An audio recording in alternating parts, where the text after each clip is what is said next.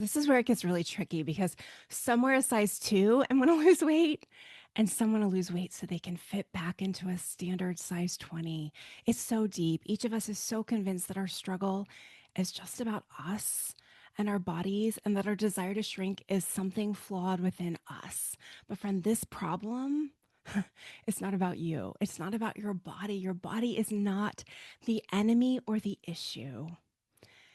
If we were to pause and step back and recognize, wait, everyone is thinking about this. Like, that's the only way we have a fighting chance to see that this problem isn't actually about our bodies. It's about something much, much deeper. I mentioned earlier in this episode, like noting for posterity this cultural moment. And here's what I meant by that.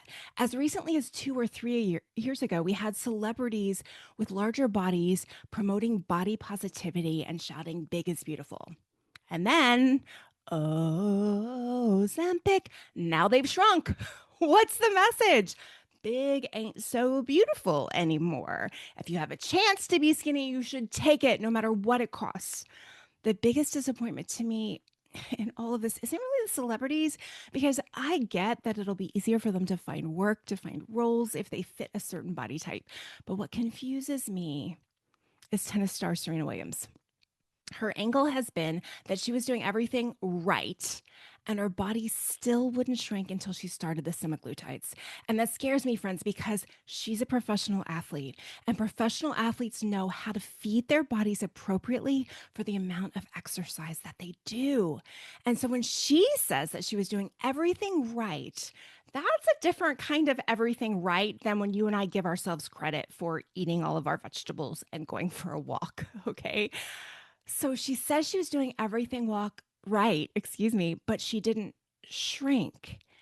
And the assumption that's made there is only a shrunken small body is a healthy body.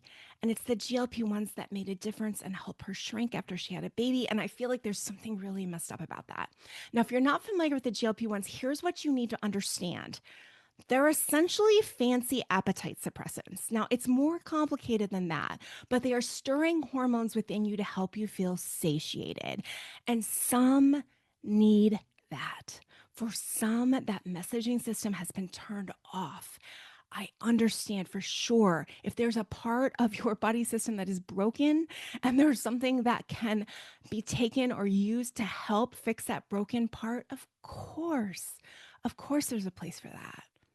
But for others, like many of the already thin Hollywood celebrities, like the cast of Wicked, for example, who've just emaciated themselves, I don't think their hunger and fullness cues were messed up. The GLP-1s are just suppressing their appetites so that they can give themselves what is essentially a medically induced eating disorder. And the cultural moment is this. I've never been a big body positivity fan. You can read about why in my 40-day body image workbook. I think there's a lot of messages there for Christians that aren't consistent with scripture. But the one redeeming quality of that movement was that there was some cultural appreciation that people come in different sizes. And the message of the GLP-1s, the moment that we're in, is that we are all deep down thin people just waiting to starve our way out. And we've forgotten that eating disorders are dangerous. After you waste away all your muscle, which will cause long-term metabolic damage, then your body starts to use your organs for fuel. Anorexics often die of heart issues, even at young ages, because electrolyte imbalances and muscle wasting of the heart are dangerous, devastatingly so. Why is starving ourselves popular again? Why is it glamorous? Why are we dying to be thin again? Didn't we already do this in the 90s? I thought we had learned better.